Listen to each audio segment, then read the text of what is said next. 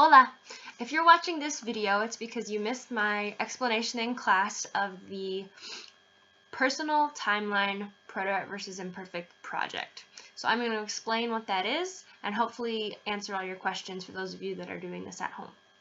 Okay, so this is the last Preterite versus Imperfect assignment, which means you're going to need your Preterite versus Imperfect notes, which remember also have the preterite and imperfect endings on the back. And you're also going to need the sheet that has all the verbs so that you can make sentences with them.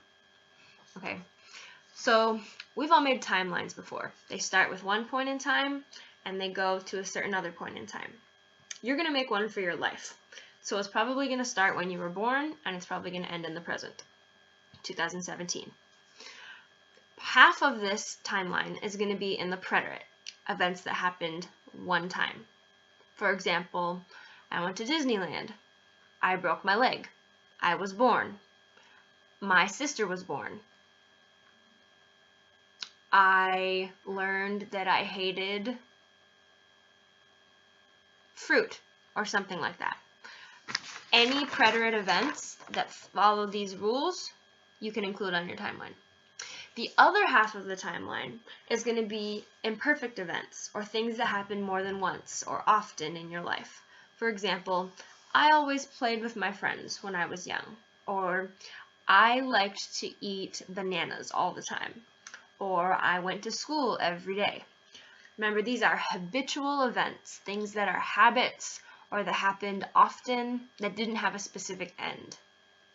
Okay, so you have the rubric in front of you, and the first 10 points are you need 10 events in the preterite tense. So you need to have 10 different events that fit one of these rules. No, you do not have to have one for each rule. If you have 10 events that happen one time and it's for rule number 1, that's totally okay. Okay. Now each event in the preterite tense needs to be connected to a year. That is the next 10 points. So I'm going to show you my example. All right, here's the start.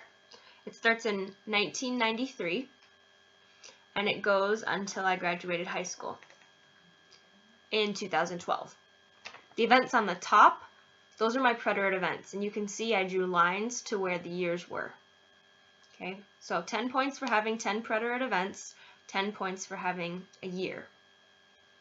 All right, the second half of the timeline is your imperfect events. Remember, these are things that happen more than once in your life. Some of the examples on my timeline are I loved purple. Yo amaba el color morado. I traveled all over the country. Yo viajaba por todos los partes del país because my family and I did it often.